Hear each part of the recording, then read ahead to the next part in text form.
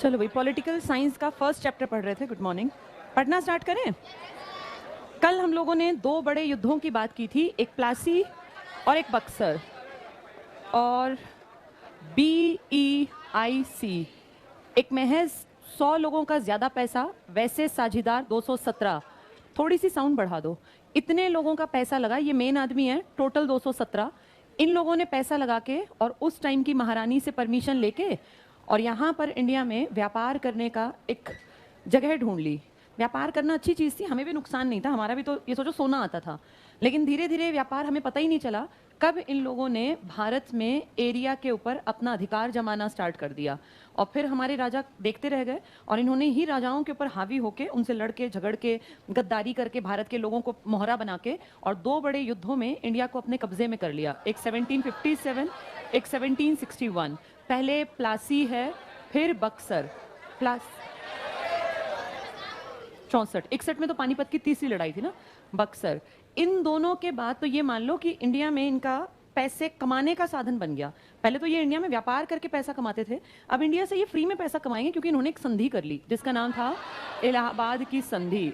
और इस इलाहाबाद की संधि में एक 12 अगस्त को संधि हुई, एक 16 अगस्त को। दो संधियों में एक तो राजा है अवध का शुजाउद्दौला, और एक पूरे भारत का जिसको हम कहते हैं भाई शाही परिवार, शाही खानदान का राजा, यानी जो भाजसा वाले हैं, बाबर, हुमायूं, अकबर, जहांगीर, शाहजहां, औरंगजेब, इनका वंशज। और कौन था ये आदमी, क्या नाम था इनका? शाह आलम सेकंड, ये नाम है इस आदमी का। ये अब है कुछ भी नहीं है, लेकिन एक होता है नाम भी बहुत दिनों तक चलता है, तो इसके ये मान लो इसके सिर पे बस वो नाम चल रहा था, इसलिए हम कहते हैं शाही परिवार से था। तो शाह आलम सेकंड जो मुगल शासक था, मुगल बादशाह था, ये इसके साथ संधि करके बंगाल, बिहार, उड़ीसा की दीवानी यानी टैक्स जितना आएगा, अब सोचो टैक्स हम देंगे, हम आम लोग, किसान, उस टाइम के जो भी आर्टिसंस वगैरह थे, हम टैक्स देते थे भारत के लोग, और टैक्स देते थे इसको ताकि ये हमारी सिक्योरिटी, हमारे यहाँ पे काम करे, हमें एक तरह से सुरक्षा दे, कोई हमारे ऊपर अटैक ना करे। अब आप अपना टैक्स देंगे बाहर के लोगों को, जिनको आपसे ना कोई लगाव, ना कोई जुड़ाव, जो आपका पैसा लेके यहाँ से सिर्फ बाहर भेजने के चक्कर में रहेंगे। तो अब आपके इन लोगों ने पैसा खर्च किया ना, हमसे लिया, तो इनके बाप दादा हैं जिन्होंने ताजमहल बनवाया। आज तक भारत की कमाई का साधन है ताजमहल, पता है तुम लोगों को? ये लाखों करोड़ों रुपए की इनकम है हमें ताजमहल से। टूरिज्म का कितना बड़ा कामकाज है, एक एक मूवी में लाखों लाखों रुपए की शूटिंग होती है यहाँ पे। ताजमहल कमाई आज तक कर रहा है तुम्हारा। जो कुतुबुद्दीन ने बनवाया, कुतुब मीनार, या इल्तुतमिश ने जिसमें काम करा, आज तक ये पैसा दे रही है हमें। इसके अलावा आगरा का किला, जितना तुम्हारा टूरिज्म है ना, टूरिज्म को अगर ध्यान से देखो तो मध्यकाल में ही टूरिज्म, जिसको आज हम बढ़त दिखा रहे हैं ना, बढ़ गया। ये मध्यकाल के स्ट्रक्चर देखने दुनिया आती है भारत में। भारत देखने का मतलब क्या है? ताजमहल देखने आएंगे, लाल किला देखने आएंगे, आगरा का किला, यही तो फेमस है ना यहाँ पर। ये सब ज्यादातर किस काल में बनाए गए हैं? मध्यकाल। ऐसा नहीं है कि प्राचीन काल में नहीं बना, बहुत कुछ है, खजुराहो के मंदिर है, या अपना ये महाराष्ट्र के आसपास अजंता है। लेकिन मैं एक मोटी बात कर रही हूँ जिसको दुनिया मानती है कि सबसे खूबसूरत बिल्डिंग है ताजमहल। ये टूरिज्म का एक बड़ा अट्रैक्शन है, दुनिया यहाँ इसको देखने आती है, अजूबा ऐसा कैसा बनाया। तो आप सोचो, जो शाही खानदान ने हमारे किसानों से, हमारे मजदूरों से, आर्टिसन से टैक्स लिया, उससे उन्होंने बिल्डिंग बनाई। उस बिल्डिंग में भारत के लोगों को ही काम मिला होगा, मजदूरी भी तो हमारे लोगों ने की होगी, उस टाइम के लोगों को पैसे मिले, और आज तक भारत कमाई पे कहीं ना कहीं एक फायदा उठा रहा है ऐसी बिल्डिंग्स का। यानी इन्होंने भारत में कमाया, भारत में लगाया, भारत में ही छोड़ के चले गए। लेकिन BEIC ने कमाया भारत से, भारत में लगाया नहीं, पैसे को इकट्ठा करके बटोर कर अपने देश ले गए। इन्होंने न जाने कितना पत्थर, कितना सोना, कितना सब कुछ ढो दिया भारत से। कई लोग कहते हैं कि ये भी तो लुटेरे थे जो मध्यकाल में आए। तीन जो काल है ना आपके, सबसे पुराना काल आपका है प्राचीन, इसको तो आप मान लीजिए पूर्ण रूप से भारतीय थे ये। मैं किस बेसिस पे कह रही हूँ, क्योंकि इस टाइम में आपके देश में तीन ही मेन धर्म देखे गए थे। एक सनातन धर्म, जिसका आपको ये भी नहीं पता कि कब से चल रहा है, जिसको आप लोगों ने नाम दे दिया हिंदू धर्म। एक इस टाइम पर फेमस हुआ था बौद्ध धर्म, और एक जैन। यहाँ तक आपके इंडिया में या तो बौद्ध टेम्पल्स मिले, बौद्धों के जितने भी मोनेस्ट्री वगैरह थी, या जैन मंदिर मिले, या हिंदुओं के मंदिर मिले। इस टाइम का आज तक भारत का जो मध्य हिस्सा है ना, ये वाला, यहाँ आपको पुराने, बहुत पुराने पुराने, जैसे खजुराहो के मंदिर हैं, या यहाँ पे अजंता एलोरा की पूरी एक काट काट के इस तरह से मंदिर बना रखे हैं यहाँ साउथ तक पूरा। ये पूरी बेल्ट हमने अपने भारतीय राजाओं ने बनाई। इनमें ज्यादातर या तो हिंदू धर्म को मानने वाले थे, या बौद्ध को, या जैन को। फिर हमारे ऊपर अटैक स्टार्ट हुए, मध्यकाल जिसको हम कहते हैं। इस काल में बाहर का विदेशी कोई नहीं था। जब मध्यकाल आया तो यहाँ से यहाँ तक में कोई डिफरेंस आया होगा, तभी काल बदला, वरना एक ही काल चलता रहता। इस काल में हमारे देश में एक नया धर्म दिखाई दिया, इस्लाम। और इस्लाम धर्म जिसकी की शुरुआत हुई थी 610 ईस्वी में, 610 ईस्वी में, और पैगंबर मोहम्मद साहब जिनको कहते हैं, उन्होंने इसकी शुरुआत की थी। और वहां से फिर सोचो 100 साल के अंदर अंदर ये मक्का मदीना दो जगह हैं, मक्का में इनका जन्म हुआ, मदीना में ये यात्रा पे गए थे, उसके 10-11 साल बाद ये एक्सपायर हो गए थे। जैसे हमें सनातन धर्म का एग्जैक्टली नहीं पता कब आया, कहां से आया, क्योंकि किसी को नहीं पता ब्रह्मा जी कब पैदा हुए, कोई हमारे पास साक्ष्य नहीं। लेकिन महात्मा बुद्ध एक इंसान थे, इनके लिखित में साक्ष्य हैं, इनके पिताजी भी इंसान थे, इनकी माताजी भी इंसान थी, कहां के राजा थे, सब लिखा हुआ है। इस आदमी को लोगों ने देखा है, इसकी अच्छाई से इसको भगवान बनाया, ये कोई पैदा भगवान नहीं हुए थे। महावीर स्वामी एक इंसान के रूप में जन्मे, सब लोगों ने उनको देखा, उनके बीच में पले बढ़े, बाद में अच्छाइयों के कारण भगवान बने। ऐसे ही इस्लाम धर्म जिसने शुरू किया, ये भी एक इंसान थे, लोगों के बीच में रहे, उन्हीं के बीच में से बेहतर बन गए, तो लोगों ने इनको फिर भगवान के रूप में देख लिया, या अल्लाह के भाई एक मान लीजिए उसका कोई चीजें आगे बढ़ाने वाले के रूप में देख लिया। लेकिन सनातन धर्म का आज तक किसी को नहीं पता कि कब से है, क्योंकि शायद इंसान के अस्तित्व से भी पुराना अस्तित्व मानते हैं सनातन धर्म का। इसीलिए हमारे देश में जब यहाँ से यहाँ की तरफ गए ना, तो एक नया धर्म, नई मान्यताएं, बहुत सारे बौद्ध वो थे जो सनातन धर्म से ही निकले थे। बौद्ध धर्म कोई ऐसा नहीं कि उससे पहले कोई अलग थे, ये बौद्ध वही थे जो पहले किस धर्म में थे, धर्म बदल गए। एक छोटा सा एग्जाम्पल देती हूँ, सम्राट अशोक का नाम सुना है? तो अशोक के जो दादा थे और जो पिताजी थे, उनसे पहले की पीढ़ी तो हिंदू थी सारी। फिर अशोक का हिंदू धर्म से ज्यादा इंटरेस्ट किसमें हो गया? बौद्ध में। तो उसने बौद्ध धर्म में पैसा लगाया, इनकी चैत्य बनवाए, विहार बनवाए, दुनिया भर का पैसा लगा दिया। हर राजा अपनी मर्जी से धर्म अपना सकता था, लेकिन इनसे भी पुराना धर्म कौन सा धर्म था? तो जब सनातन और हिंदू धर्म के ऑपोजिशन में एक धर्म आया ना, इनकी बहुत सारी बातें इनसे ही मिलती थी, इन्हीं में से निकले थे ये लोग जो ये बड़े होके भगवान बने, जो इंसान से अच्छे काम करके। इन सबका अगर आप प्राचीन इतिहास पढ़ेंगे, इनके दादा परदादा सब हिंदू धर्म को ही मानते थे। तब आपके देश में एक ही धर्म था, हिंदू धर्म। लेकिन जब आप मध्यकाल में देखते हैं तो बिल्कुल अलग मान्यता, अलग खान पान, अलग विचारधारा ने जन्म लिया, और इसी को लोगों ने कहा ये इस्लाम धर्म है। इस्लाम धर्म ने बहुत स्पीड से दुनिया पे अपनी पकड़ मजबूत की। जैसे इसको बनने में तो कितने साल लग गए इन तीनों धर्मों को, लेकिन इस्लाम 610 में एकदम से धर्म आया उभर के, और विद इन 100 ईयर्स पूरे एशिया में, यूरोप में, अफ्रीका के देशों तक छा गया। इसका मतलब ताकतवर धर्म था इस्लाम धर्म, और बहुत जल्दी से फैला। इसमें इस्लाम धर्म में जो ओरिजिनल इस्लाम धर्म था, इसमें भी फिर हिस्से बट गए, और इसके दो पार्ट बने। कुछ लोग अरबी मुसलमान कहलाए, और कुछ लोग तुर्की भी देश है, अरब भी देश है। तो इन देशों का जहां जहां प्रभाव पड़ा, तो कह दिया भाई ये अरबी, जैसे हमारे यहाँ अरबी आक्रमणकारी पहले आया, टर्किश भी आए लेकिन अरबी पहले आए। इसके बाद फिर ये भारत के लिए पूरी तरह डिवोटेड थे। धीरे धीरे जो लोग भारत में आए, ये भारत के ही बन गए, इस्लाम धर्म के थे लेकिन भारत के बन गए। और इन लोगों ने, जिसमें सबसे बड़ा नाम अगर मैं लूं तो ग ख तस्लम वाले हो गए सारे के सारे। ग ख तस्लम पता है? गुलाम, खिलजी, तुगलक, सैयद, लोदी, मुगल। भारत में पैदा हुए बहुत सारे, इनमें से भारत में ही दफन हो गए, भारत में कमाया, भारत में लगाया। इन लोगों को फिर भी भारत ने अपना मान लिया, और इन्होंने भी भारत को अपना मान लिया कि भाई यहीं पैदा हुए, इसी मिट्टी में मरेंगे, चाहे हम इस्लाम के हैं, चाहे हम किसी धर्म के हैं। इनमें से कई लोगों ने तो हिंदू धर्म में भी अपना इंटरेस्ट दिखाया, अपनी आस्था दिखाई। तो आप ये देखो कि ये लोग जो थे फिर भी भारत के ही बन गए। लेकिन जो अगला काल आया, जिसको आप कहते हैं आधुनिक काल, इस काल में आपके देश में किसी ने, अगर पीडी ईडीएफ की बात करें, इनको भारत से ना कोई लगाव था ना जुड़ाव था, इनका सिर्फ एक टारगेट था प्रॉफिट कमाना। इन्होंने भारत को अपना मान लिया था, ये तो थे ही भारत में। इन लोगों ने कहा भैया हमें करना है व्यापार, और व्यापार में जितना प्रॉफिट होगा ये सब हमारे देश में जाएगा, ताकि हमारे देश की ग्रोथ हो। ये भारत में 200 साल रह गए, लेकिन भारत को दिल से कभी अपना माना ही नहीं। ना हमारी भाषा इनको भाई, ना हमारी संस्कृति, ना कपड़े, ना पहनावा, कुछ नहीं अच्छा लगा।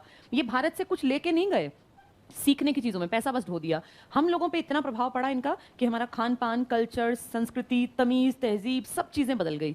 जबकि इनके टाइम तक हमारे यहाँ फिर भी अस्तित्व चलता रहा था। और ठीक है, लड़ाई झगड़े करते थे, मैं ये नहीं कह रही हम लड़ते नहीं थे, हम लड़ते थे, हिंदू मुसलमान पहले भी लड़ते थे। लेकिन बहुत सारे लोगों ने इन दोनों के अस्तित्व को, सह अस्तित्व को स्वीकार किया कि ठीक है, एक देश है, बहुत सारे तरह के लोग हैं, हम भी हैं, ये भी हैं, बराबरी पर मानने लग गए। इन्होंने कभी आप में से किसी को बराबर नहीं माना, और इनका सिर्फ और सिर्फ एक टारगेट था, व्यापार करो, प्रॉफिट कमाओ और चलते फिरते नजर आओ। ये हमारा देश थोड़ी है, यहाँ कोई राजी नहीं था कि मैं यहाँ मरूं। यहाँ आ तो गए राजा बन बन के, हमारे राजाओं को मार पीट के हटा दिया, लेकिन फाइनली जब बुढ़े होते थे ना, अपने देश में जाके मरते थे। इनमें से किसी की इच्छा नहीं थी कि मुझे भारत की मिट्टी में दफनाया जाए, जबकि यहाँ के बहुत सारे लोग हैं जो भारत की मिट्टी में ही दफन हैं, जिनके की मकबरे भारत में, अब ताजमहल भारत में ही तो है, मकबरा ही तो है शाहजहां का और उसकी पत्नी का। तो देखो, उनको भारत की मिट्टी से भी कोई लगाव जुड़ाव नहीं था, ये सिर्फ पैसा ढोने के लिए आए थे। इसीलिए इसको अलग तरीके के लोगों को आधुनिक में पढ़ते हैं, जो भारत से थोड़े अलग थे लेकिन भारत ही बन गए, ये मध्यकाल। और जो पूर्ण रूप से यहीं के थे, यहीं जन्मे, यहीं सारी चीजें सीखी और आगे बढ़ाई, ये प्राचीन काल। इसलिए हिस्ट्री को डिवाइड किया गया, अदरवाइज एक ही काल ना पढ़ते रहते अगर एक ही जैसा होता। चलो, हम लोग बात कर रहे थे प्लासी और बक्सर की, तो तीसरे आधुनिक से मैंने इसको जोड़ दिया। दो कौन से युद्ध थे ये? इसके बाद कौन सी संधि पढ़ी हमने? इलाहाबाद। इलाहाबाद की संधि में किसकी जुगाड़ बढ़िया हो गया पैसे कमाने का? और फिर इसी के दम पे इन्होंने पूरे भारत को अपने कब्जे में लिया। और पहले सिर्फ ये कंपनी बन के आए थे। अब ध्यान से सुनो, जो आज पढ़ना है तो कल तक की कहानी थी। इन्होंने 1773 में एक एक्ट जिसको नाम दिया रेगुलेटिंग एक्ट, रेगुलेशंस लगा दी हमारे ऊपर, रूल्स एंड रेगुलेशन। सिर्फ सुनना है, बाद में किताब टफ लगेगी वरना। 1774 में इसी के बेसिस पर इन्होंने एक सुप्रीम कोर्ट बनाया। कल मैंने शायद बताया था, इन्होंने कलकत्ता में फोर्ट विलियम एक बना लिया था, एक किलेबंदी कर ली। और हमारे किस राजा ने कहा क्यों किया ये? सिराजुद्दौला। तभी तो प्लासी की लड़ाई लड़नी पड़ी थी। फिर बाद में जाके शुजाउद्दौला ने कहा था और इन्होंने मिलके कि हम तो इनका टैक्स फ्री करेंगे। मीर कासिम ने नहीं कही थी ये बात। फिर बक्सर हुआ था। ये पूरा एक किला था, भारी भरकम किला। इसके पीछे मान लो वहां कलकत्ता शहर बसा हुआ है। जॉब चारनाक का कल मैंने नाम बताया था कलकत्ता में ना। ये फोर्ट विलियम चार्ल्स अय्यर करके एक आदमी संभालता था। पूरे का पूरा बड़ा किला था ये फोर्ट विलियम। इस फोर्ट विलियम में ही एक हिस्से में कोर्ट बनाया गया और कहा गया ये सुप्रीम कोर्ट है। हमें कोई मतलब नहीं ना, हमें पता कि सुप्रीम नाम का क्या शब्द होता है। इन्होंने कह दिया हमने भारत में सुप्रीम कोर्ट बना दिया। अब ये कहाँ बनाया गया पहला सुप्रीम कोर्ट? हाँ, लेकिन हम तो सुप्रीम कोर्ट नई दिल्ली में पढ़ते हैं, क्योंकि ये सुप्रीम कोर्ट सिर्फ तब तक चलेगा जब तक कि अंग्रेज अपने हिसाब किताब से भारत में हाई कोर्ट ना बना दें। और हाई कोर्ट ये बनाएंगे क्रांति के बाद 1862 में। यानी ये सुप्रीम कोर्ट जो फोर्ट विलियम कलकत्ता में है, ये 1773-74 से स्टार्ट होके 1862 तक चलेगा। फिर कहेंगे भाई ये सुप्रीम कोर्ट नहीं है, यहाँ हाई कोर्ट बनेगा। और आपके 3 बड़े हाई कोर्ट बनेंगे, कलकत्ता में, बंबई में और मद्रास में। अब एग्जाम में आ जाए, भारत में सबसे पहले सुप्रीम कोर्ट की स्थापना कहाँ की गई थी? कलकत्ता। किस एक्ट के तहत की गई थी? Regulating act.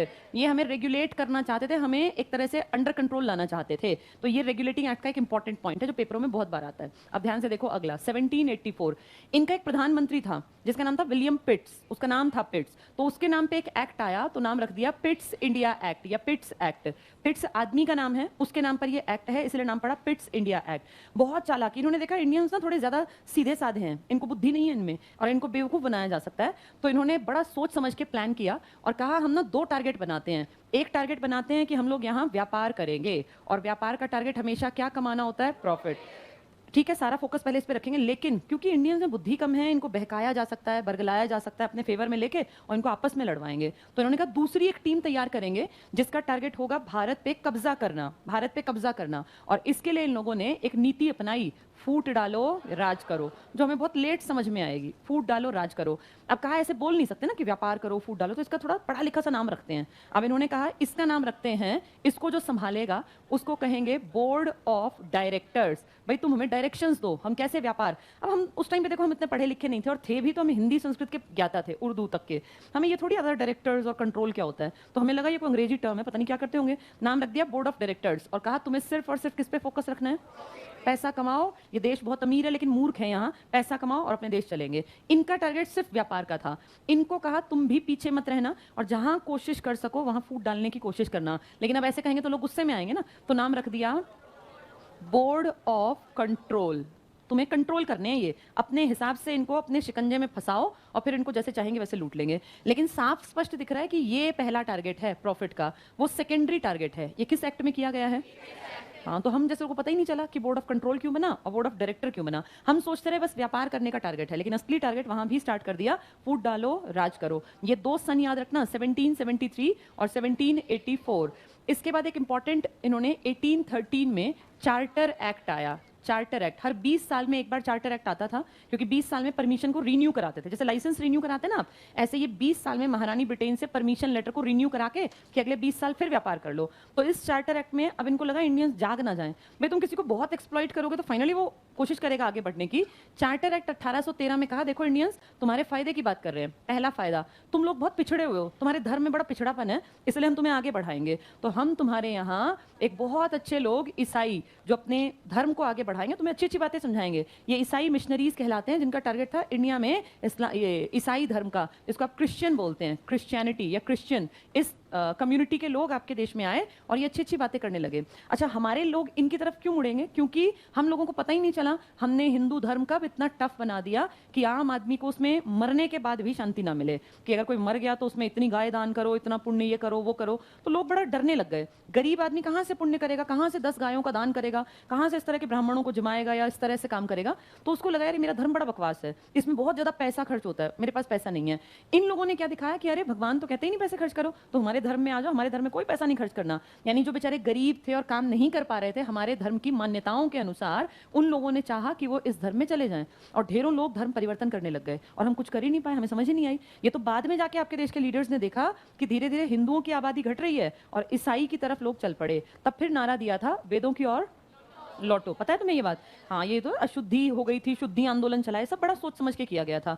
तो धीरे अंग्रेजों ने क्या किया, अपने ईसाई धर्म का प्रचार प्रसार। दूसरा, इन्होंने कहा इंडियंस को ऐसे दिखाया हम कितने भले हैं, देखो तुम्हारा कितना अच्छा काम करने के लिए यहाँ रुके हैं। इन्होंने कहा हम तुम्हारे ऊपर 1 लाख रुपया तुम्हें पढ़ाएंगे, क्योंकि तुम अनपढ़ हो ना, तुम्हें अकल तो है नहीं। जबकि हम दुनिया में विश्वगुरु रहे थे, और ये मैथमेटिशियन जिसको दुनिया जानती है, आर्यभट्ट जैसे लोग यहीं पैदा हुए थे, वराहमिहिर इसी धरती पे पैदा हुए थे। लेकिन अब हमें सिखाया गया कि तुम बहुत पिछड़े हुए हो, तुम्हें ज्ञान ही नहीं है, तुम्हें कुछ नहीं आता, इसलिए तुम्हें पढ़ाना हमारी नैतिक जिम्मेदारी है, और हम हर साल तुम्हारे ऊपर कितने लाख खर्च करेंगे। हमें लगा यार कितने अच्छे आदमी है, देखो हमें पढ़ा लिखा के काबिल बनाना चाहते हैं, तो ये हमें बेवकूफ़ बनाने का काम कर रहे हैं बस। 1813 के इस चार्टर एक्ट में एक बात और कही गई। इन्होंने कहा, महारानी ब्रिटेन ने कहा कि तुम भाई BEIC बहुत पैसा खा गए यहाँ से, अब तुम अकेले व्यापार मत करो, तुम्हारा जो एकाधिकार है ना, मोनोपोली, इसका डिवीजन करना पड़ेगा। ये 1813 में बात हो गई थी, और इसमें फिर BEIC को चिंता हुई कि यार व्यापार करने दूसरे लोग भी आ गए तो मैं तो फंसूंगा। तो उसने कहा मेरी 2 चीजों पे बस पकड़ रहने देना, एक चीन के साथ बस मैं व्यापार करूं, और एक चाय का व्यापार बस मैं करूं। कौन इच्छा जता रहा है? ये BEIC, और फिर आगे जाके इसकी इच्छा मान ली जाएगी। तो 1813 तक की बातें समझ में आ गई। इसमें देखो हमें कितना बेवकूफ बनाया, हमें क्या दिखाया कि तुम अनपढ़ हो, बेवकूफ हो, इसलिए तुम्हें 1 लाख रुपया लगा के हम पढ़ाएंगे। तब 1 लाख बड़ी बात थी। और क्या कहा कि कंपनी अकेली एकाधिकार ना रखे, और कंपनियां आए ताकि तुम्हें आगे बढ़ने का मौका मिले। कौन सा धर्म भी बढ़ा दिया? ईसाई धर्म। पहले इतना पढ़ते हैं फिर आगे बढ़ेंगे। कल हम लोग 7th पेज पूरा करके 8th पे पहुंच गए थे, और 8th पे ऊपर 1773 का नियामक अधिनियम, यहां पहुंचे थे ना शायद, रेगुलेटिंग एक्ट ऑफ 1773। पहला पॉइंट पढ़ना, ब्रिटिश सरकार ने कंपनी में व्याप्त, अंडरलाइन कर लो, ये कंपनी भी तो चोर ही थी, सारे पैसे खा रही थी, आधे सरकार को दिखाती थी थोड़े। कंपनी में व्याप्त भ्रष्टाचार और कुप्रशासन को दूर करने के लिए 1773 को रेगुलेटिंग एक्ट पारित किया। इसको अंडरलाइन कर लेना, 1773 रेगुलेटिंग एक्ट। भारतीय संविधान के विकास की प्रक्रिया का पहला चरण। 1 2 3 4 नंबर्स दिए हैं, पहला नंबर टिक कर लो। अच्छा, इनकी 3 प्रेसिडेंसी क्या बनाई थी इन्होंने? कौन से 3 शहर मेन थे इनके? हाँ, एक तो इनका शहर था ये वाला, इसको क्या कहते थे? ये बम्बई। बम्बई इंपॉर्टेंट क्यों था? क्योंकि यहाँ पे सूरत था, मुंबई था, पानी के जहाज आके आराम से उतरते और ढेरों सामान, कपास तो यही था ना इसी बेल्ट में। एक इनकी बेल्ट कौन सी थी? मद्रास। यहाँ से तमिलनाडु के आसपास से भी ये मसाले और ये सब चीज़ें जो थी मिलती थी। और एक इनकी बेल्ट थी कलकत्ता, जहाँ से कि फिर जूट और ये सब चीज़ें आती और जाती थी। इन तीनों में पहले इन्होंने ना एक एक आदमी बैठाया कि भाई तुम इनको संभालो और तुम गवर्नर हो। इसको पॉइंट को समझ लो पहले, हर जगह का एक क्या बना दिया? गवर्नर। आज भी तो हम गवर्नर बनाते हैं भाई, राज्य में हर एक में गवर्नर है। सोचो ये 3 प्रेसिडेंसी का एक एक गवर्नर। फिर इन्होंने देखा ज्यादा पैसा तो बंगाल से खा सकते हैं, क्योंकि बंगाल था कामधेनु गाय। कामधेनु गाय समझते हो?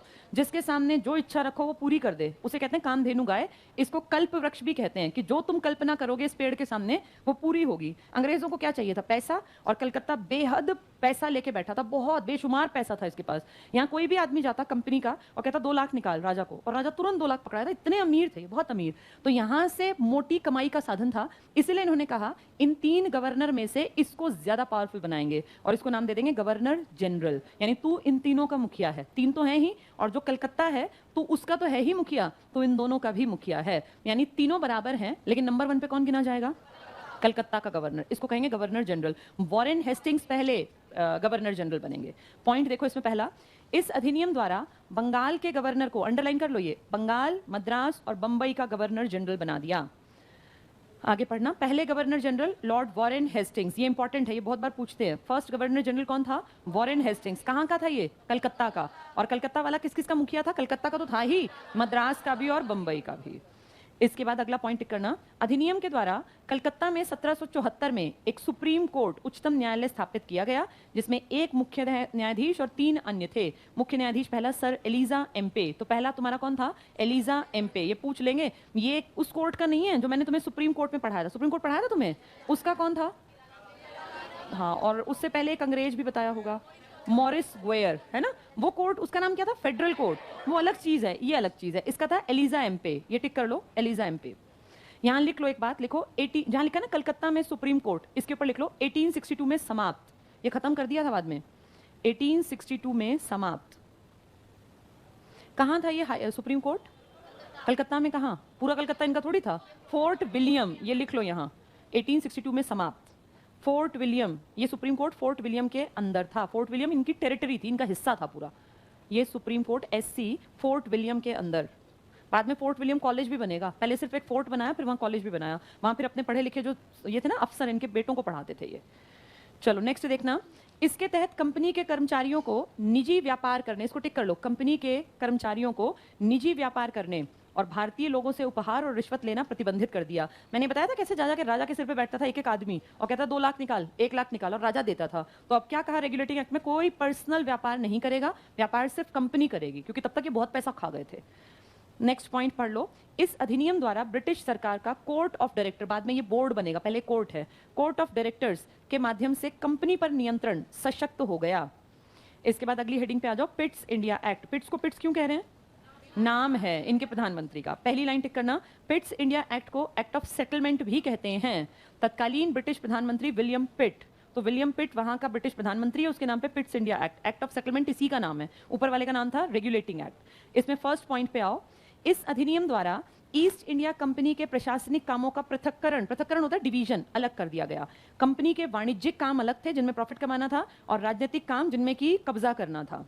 ठीक है, तो 2 पार्ट बना दिए। एक पार्ट को क्या काम दिया गया कि तुम लोग पैसा कमाओ, और दूसरे को कहा तुम इनके शासन की प्लानिंग करो, कैसे क्या होगा। यहाँ एक पॉइंट लिख लो, नीचे लिखो, व्यापारिक मामले बोर्ड ऑफ डायरेक्टर्स देखते थे। व्यापारिक मामले, 2 लाइन लिख लेना, व्यापारिक मामले बोर्ड ऑफ डायरेक्टर्स, ये डायरेक्शंस देते थे कैसे व्यापार होगा, बोर्ड ऑफ डायरेक्टर्स। और राजनीतिक मामले, जिसमें फूट डालने का काम इनका टारगेट था, राजनीतिक मामले board of control, board of control. ठीक है, इसका टारगेट क्या था व्यापारिक मामलों वाले का? हाँ, इनका टारगेट था प्रॉफिट कमाना, ये ब्रैकेट में लिख लेना, बाद में याद नहीं आता। और इनका टारगेट क्या था? फूट डालो राज करो। इस पे काम किया इन लोगों ने प्लानिंग करके, फूट डालो राज करो। ये कंट्रोल वालों को कहा तुम्हें ये करना है, डायरेक्टर्स को कहा तुम्हें फूट वूट नहीं डालनी, तुम ना व्यापार में प्रॉफिट कमाते रहो, अपना टारगेट बनाओ और भारत को कमजोर करो। दोनों को अलग अलग टारगेट दे दिए। ठीक है, तो वाणिज्यिक और राजनीतिक, पढ़ने में लग रहा है वाणिज्यिक मतलब कौन से काम होंगे जिनमें व्यापार करना था, और व्यापार का टारगेट हमेशा क्या होता है, और राजनीतिक काम में राजनीति में दखल देके और इनको बीच में से अलग अलग कर दो, यानी फूट डालो राज करो। चलो पेज 9 पर पढ़ेंगे पहला पॉइंट, इस अधिनियम द्वारा बोर्ड ऑफ डायरेक्टर्स को कंपनी के व्यापारिक मामलों के सुपरविजन की अनुमति दी गई, लेकिन राजनीतिक मामलों के प्रबंधन के लिए बोर्ड ऑफ कंट्रोल की स्थापना। इसको अंडरलाइन कर लो, ये सेम बात तुमने अपने हाथ से लिख ली जो कि आसान लगी अब तुम्हें, ये ऐसे पढ़ के टफ लगती हैं। इसके बाद अगला, उसमें बीच में देखो लिखा है द्वैध शासन, दोहरा शासन, ड्यूअल गवर्नमेंट इंग्लिश में। इसके माध्यम से दोहरा शासन की शुरुआत हुई जो 1858 तक विद्यमान रही। 2 शासन कैसे, एक बोर्ड ऑफ कंट्रोल और एक बोर्ड ऑफ डायरेक्टर। डायरेक्टर का मेन टारगेट और कंट्रोल का मेन टारगेट, दोनों किस एक्ट में बने? ये पिट्स इंडिया एक्ट। पिट्स किसका नाम है? इनके प्रधानमंत्री का नाम है। और इससे पहले क्या आया था? रेगुलेटिंग एक्ट, जिसमें कहाँ सुप्रीम कोर्ट बना था? कलकत्ता। कौन सी जगह थी वो? Fort William. पहला उनका सुप्रीम कोर्ट का जज कौन था? एलिजा एम्पे। एलिजा एम्पे। कितने जजेस थे उसमें? 4 थे। चलो आगे देखें जरा, 1793 का चार्टर एक्ट में कुछ नहीं है, सिर्फ पहली लाइन टिक कर लो, इस अधिनियम द्वारा कंपनी के व्यापारिक अधिकारों को 20 साल के लिए बढ़ाया गया। फिर कितने कितने साल के लिए बढ़ाने लगे? 20-20 साल। अगली हेडिंग पे आ जाओ, 1813 का चार्टर एक्ट, ये काम का है। इस एक्ट के द्वारा कंपनी के, अंडरलाइन करना, भारतीय व्यापार के अधिकार, एकाधिकार को समाप्त कर दिया गया। मोनोपोली थी पहले। ब्रिटेन में और भी लोग तो चाहते होंगे इंडिया से व्यापार कर ले, लेकिन सिर्फ कौन व्यापार कर सकती थी? BEIC। अब BEIC को कहेंगे तुम अकेली प्रॉफिट क्यों खा रही हो, अब दूसरी कंपनी भी आएंगी, तो ये क्या डिमांड करेगी? चाय और चीन। चीन में ज्यादा व्यापार था ही नहीं, बस कितने पोर्ट थे यहाँ? 5। इन 5 का व्यापार मैं करूं, बाकी कोई व्यापार करो, मुझे कोई दिक्कत नहीं। ये टिक कर लो, एकाधिकार को समाप्त। यद्यपि उसके चीन में एकाधिकार, इसको अंडरलाइन रखना, चीन में एकाधिकार और चाय के व्यापार के अधिकार चलते रहे। एक पॉइंट छोड़ के अगला भी टिक करना, इस एक्ट द्वारा ईसाई धर्म प्रचारकों को, Christianity was given freedom, Bharat में धर्म प्रचार की स्वतंत्रता दी गई। तभी तो ये कॉन्वेंट और ये इस तरह की चीजें जो है ना, ये वहीं से स्टार्ट हुई हैं आपके देश में। नेक्स्ट, इस एक्ट द्वारा ईस्ट इंडिया कंपनी को निर्देश दिए गए कि वो, अंडरलाइन करना, भारतीय शिक्षा पर प्रतिवर्ष 1 लाख रुपए खर्च करे। इतने भले हैं ये कि 1 लाख खर्च कर देंगे। इन्होंने पता है क्या किया? जब अगला चार्टर एक्ट आया, ये कौन सा चार्टर एक्ट था? कितने साल के आने लग गए थे, तो अब अगला कब आएगा? 33 के चार्टर एक्ट में इनसे पूछा कंपनी से, हाँ भाई तुम 20 साल हो गए, तुमने पढ़ा लिखा दिया, ये 20 साल में दुनिया पढ़ जाती है। तो पता है क्या बोले? जी हम पढ़ा नहीं पाए, हमें 3 क्वेश्चन का आंसर नहीं मिला। क्या पढ़ाएं, किससे पढ़ाएं और कैसे पढ़ाएं? सोचो 20 लाख रुपए खा गई कंपनी हमारी एजुकेशन के नाम पे। अब वहां महारानी ब्रिटेन सोच रही पढ़ा रहे होंगे, ज्यादा लगाओ उसको भी नहीं है, पढ़ाए ना पढ़ाए उसका क्या बिगड़ना है। ये 3 क्वेश्चन कहते हैं हमें नहीं मिले जी, क्या पढ़ाएं। क्यों नहीं मिला? क्योंकि ये इंडियंस हैं। अब ये पढ़ते हैं गीता, महाभारत, पुराण, रामायण, तो हम इनको अपना मैथ साइंस पढ़ाएं या इनकी जो प्राचीन ग्रंथ हैं वो पढ़ाएं? हमें ये किसी ने बताया नहीं, इसलिए हमने कुछ नहीं किया। फिर किसे पढ़ाएं? ये तो बहुत सारे लोग हैं, 1 लाख में सारा भारत तो नहीं पढ़ सकता। आप तो उस टाइम भी करोड़ों में आपकी आबादी थी।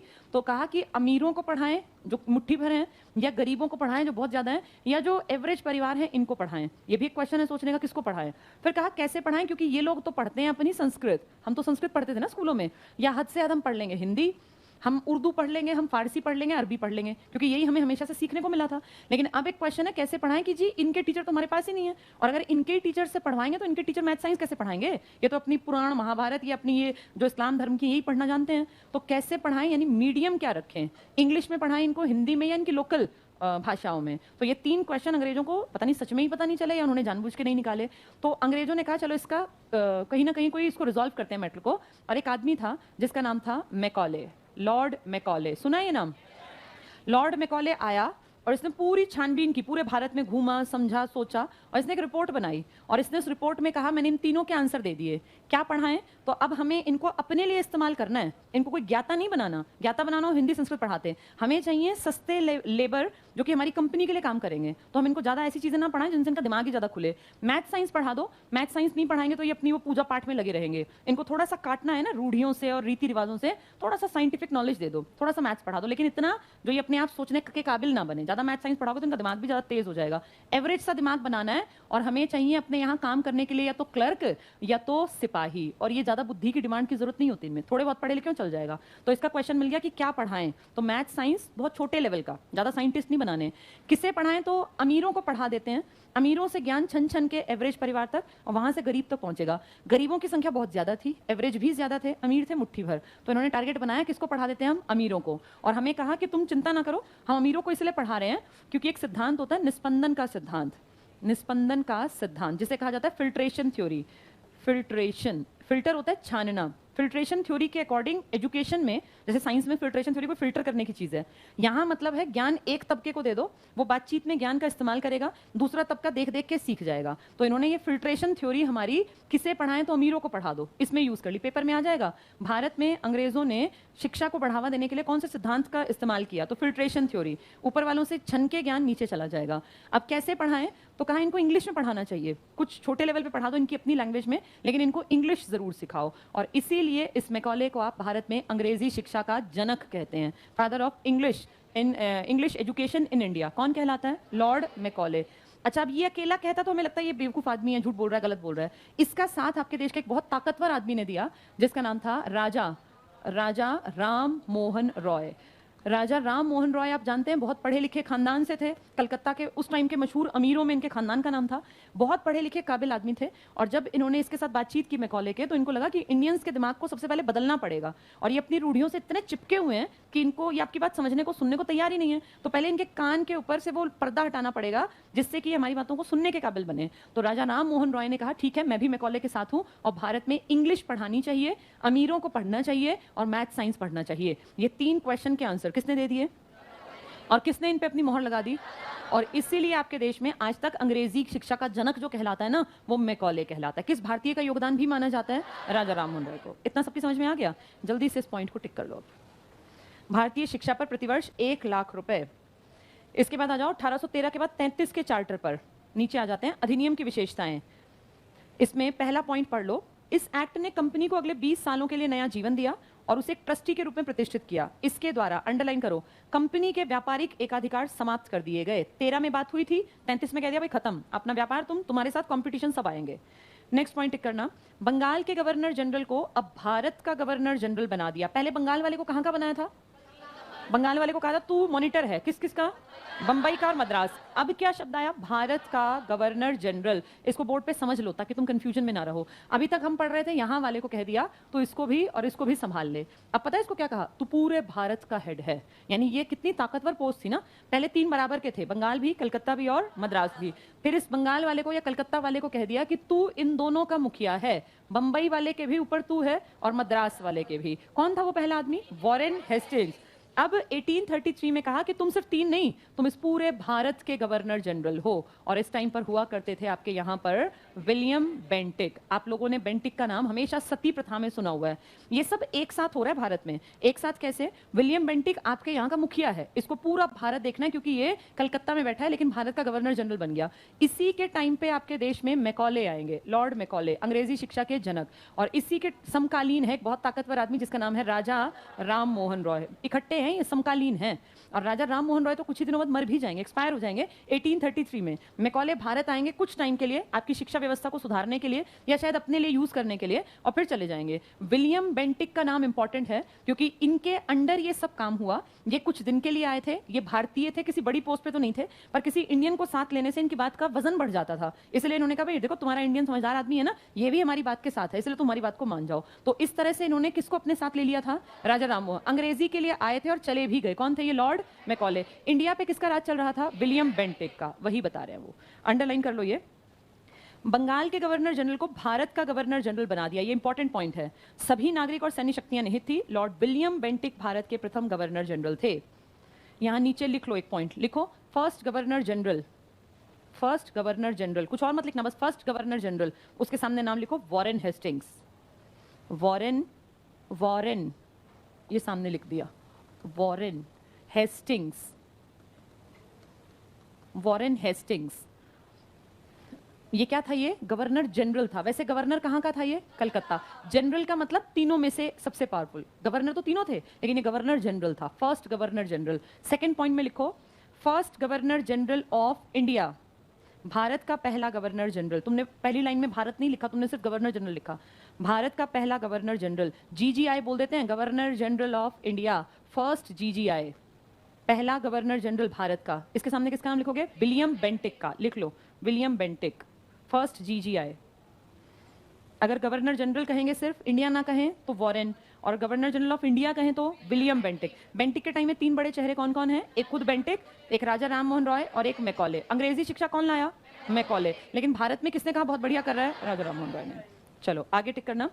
इसमें अगला पॉइंट देखो, इसने मद्रास और बंबई के गवर्नर की विधायिका संबंधी शक्तियों से वंचित कर दिया। अब सारी पावर किसके हाथ में आ गई? बंगाल वाले के, जो भारत का है।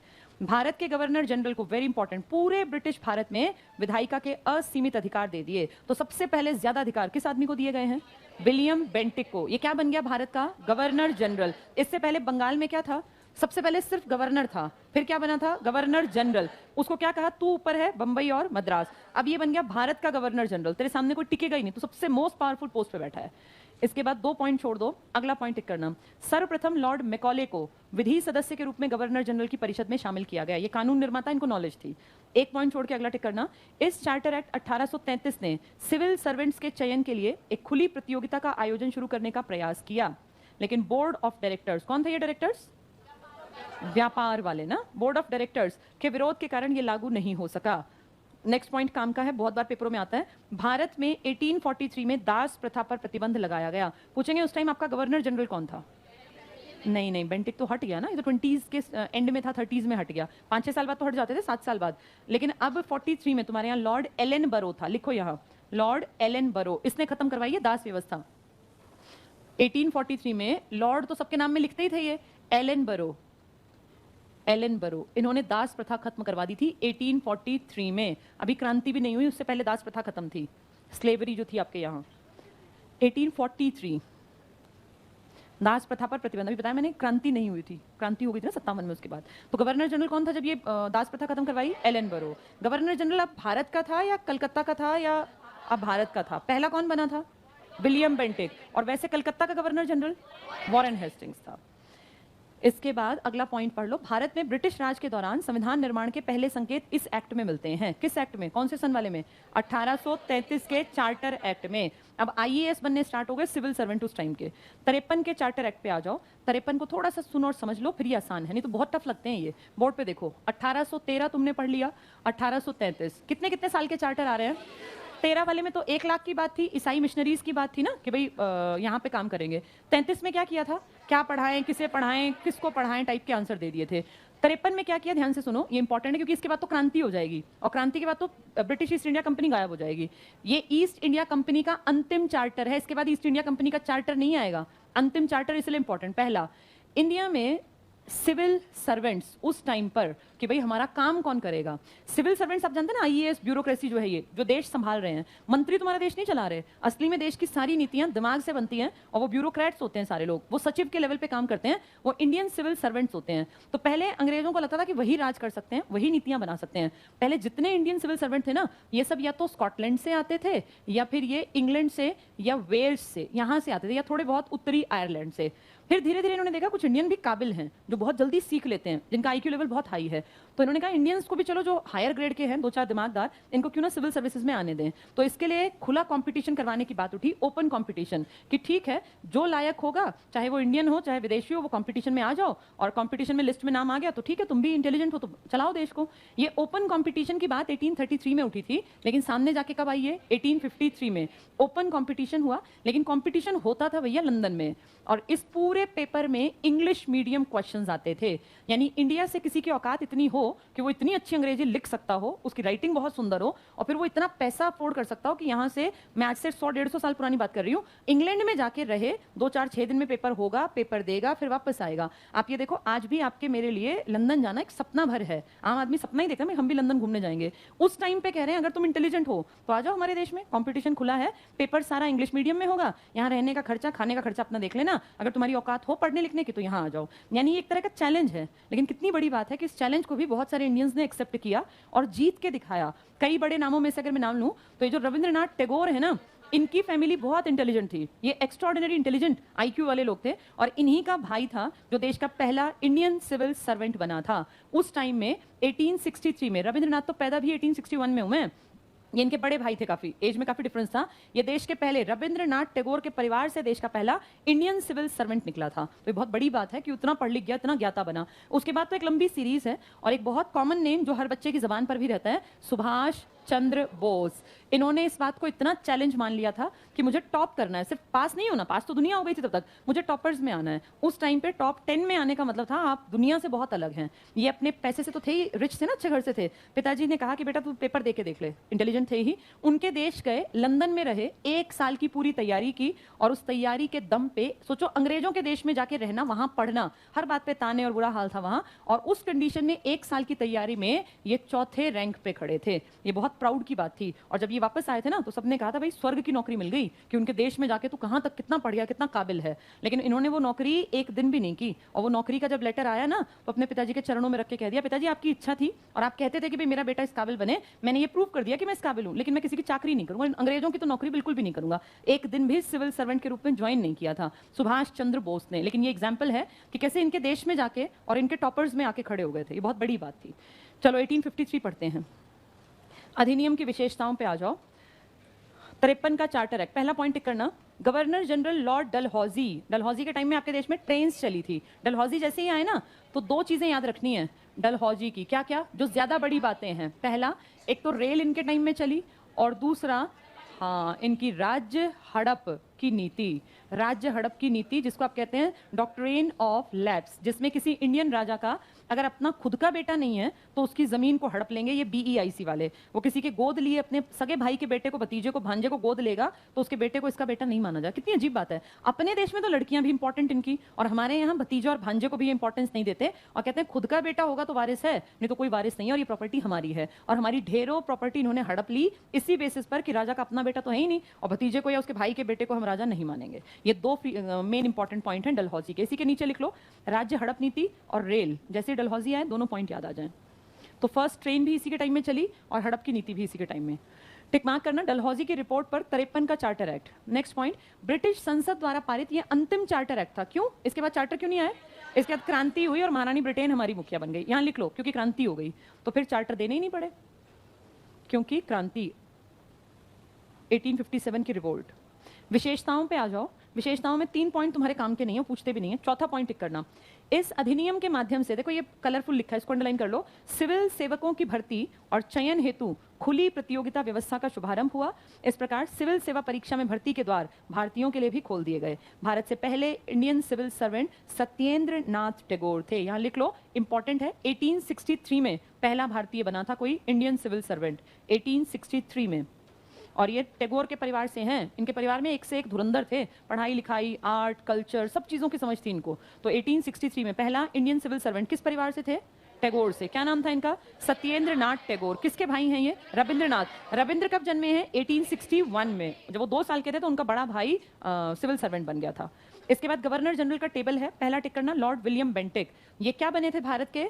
Governor general. यहाँ लिख लो, first GGI, first governor general of India, Bentinck के पास। First GGI, first governor general of India. इसके बाद अगले पेज पे आ जाओ। एलन बरो लिखा है, देखो कहीं, एलन बरो ऊपर मिल गया। क्या खत्म हुआ था? दास प्रथा। लिखो 1843 दास प्रथा की समाप्ति।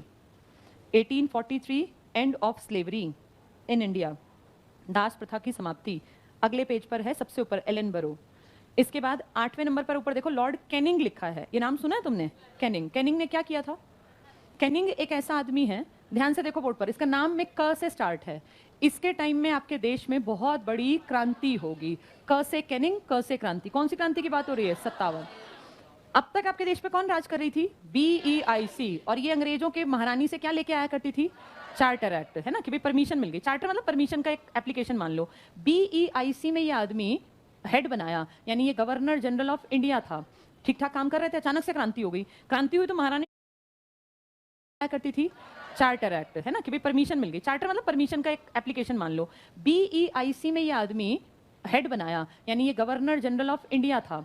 ठीक ठाक काम कर रहे थे, अचानक से क्रांति हो गई। क्रांति हुई तो महारानी ने कहा, तुम क्या कर रहे हो, भागो यहाँ से, ये सारा पैसा गवा दोगे, सोने की चिड़िया तुम्हारे हाथ से निकल जाएगी, तुम नालायक हो, वापस आ जाओ, तुम्हारे बजाय मैं यहाँ पे राज करूंगी। तो सोचो, BEIC को वापस बुला के, और महारानी इतनी फालतू नहीं कि इंडिया में आके राज करे, वो कहेगी आदमी यहीं रहेंगे, बस BEIC के जो ये 100, 150, 200 आदमी थे ना, ये सारा हमें बेच दो, सारे शेयर्स, इसके बदले कुछ पैसे मिल जाएंगे। तो सोचो, सेम आदमी, बस इसका हेड बदल गया। अब तक ये किसका अंडर काम कर रहा था? BEIC। अब ये काम करेगा महारानी ब्रिटेन, और इसी को हम कहते हैं ताज का राज स्टार्ट हो गया। और इस आदमी की post governor general of India की बजाय वायसराय। वायसराय एक दूसरी भाषा का शब्द है जिसका मतलब होता है इन प्लेस ऑफ किंग, यानी राजा साहब तो नहीं आ पाएंगे, राजा साहब की जगह ये आदमी आ गया, तुम्हारे लिए राजा ही है। तो वायसराय का मतलब है इन प्लेस ऑफ किंग, राजा की बजाय भारत पे राज करने के लिए जो आदमी आया, ये वायसराय है। तुम देखो, आदमी नया नहीं आया। कैनिंग पहले एक पार्ट पे खड़ा था तो BEIC का था, अब वो दूसरे पार्ट पे आ गया तो वो वायसराय बन गया। आदमी सेम है,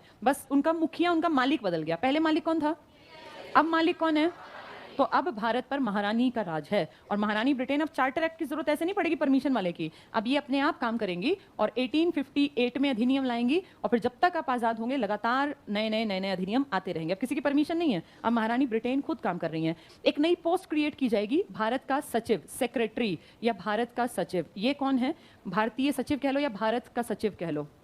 इस पोस्ट के बारे में थोड़ा सा सुन लो। इंडिया पे जो आदमी राज कर रहा है कौन है? ये वायसराय। वहां कौन बैठी है? महारानी। वायसराय को पूरा इंडिया संभालना है। ये लगातार उस तक पहुंच पाए ना पहुंच पाए तो बड़ा मुश्किल रहेगा। इनके बीच में एक इस तरह का आदमी कि भाई तुम सारा काम सुनोगे समझोगे, जिसको महारानी ने कहा भाई ये मेरा सचिव है, तो भारत का सचिव है, ये सेक्रेटरी है, ये सारी इन्फॉर्मेशन इसको देगा, ये सारी इन्फॉर्मेशन को पढ़ेगा देखेगा, जो बहुत इंपॉर्टेंट होगी सिर्फ उसको ये महारानी तक पहुंचाएगा, बाकी ये खुद डिसीजन लेके इसको कहेगा ये वाला एक्शन लेके और इस काम को खत्म करो। क्योंकि एक एक चीज महारानी तक गई तो महारानी का दिमाग चल जाएगा ना, कितनी प्रॉब्लम सुनेगी। और अकेले हम थोड़ी हैं, दुनिया पे राज कर रहे हैं। ये कोई तुम्हारे देश के पर अकेले राज नहीं कर रहे, इन्होंने तो दुनिया पे राज किया है। तो इनको लगता है कि बहुत इंपॉर्टेंट बात हो तो मुझ तक पहुंचे, नहीं तो नीचे ही निपटान कर लो। तो अब आपके देश में एक और नई पोस्ट आप देख रहे हैं, कौन सी है ये? सेक्रेटरी। यानी पहले आपके देश में थे गवर्नर्स, फिर एक बना बंगाल का गवर्नर जनरल, फिर बना भारत का गवर्नर जनरल, फिर बन गया वायसराय। और वायसराय सीधे कांटेक्ट नहीं करेगा, किसको बताएगा? भारत के सचिव को। फिर वो सचिव इंपॉर्टेंट बात बताएगा महारानी को, महारानी उसको इंस्ट्रक्शन देंगी, फिर वो वायसराय को इंस्ट्रक्शन देगा, फिर वायसराय इंडिया में कोई स्टेप लेगा। ठीक है, चलो देखो ये जरा, आज वैसे इतना ही पढ़ लेते हैं, ये लंबा टॉपिक हो जाएगा, कल पढ़ेगा। क्या दास प्रथा? नहीं नहीं, वो सती प्रथा थी, बलि प्रथा थी। और क्या? सती प्रथा क्या होती है? औरतों का पति मरने के बाद उनको जला देना, और दास क्या होता है, जबरदस्ती पकड़ के भाई गुलामी करवाना। दोनों अलग अलग है, ये कल बताऊंगी डिटेल में।